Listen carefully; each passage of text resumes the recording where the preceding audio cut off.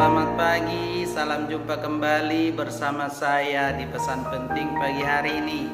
Seperti biasa, saya percaya, saya berdoa kiranya kasih karunia Tuhan senantiasa melimpahi kita semua. Sebelum kita bekerja, mari dengarkanlah pesan penting pagi hari ini. Demikianlah firman Tuhan, terkutuklah orang yang mengandalkan manusia, yang mengandalkan kekuatannya sendiri, dan yang hatinya menjauh dari Tuhan.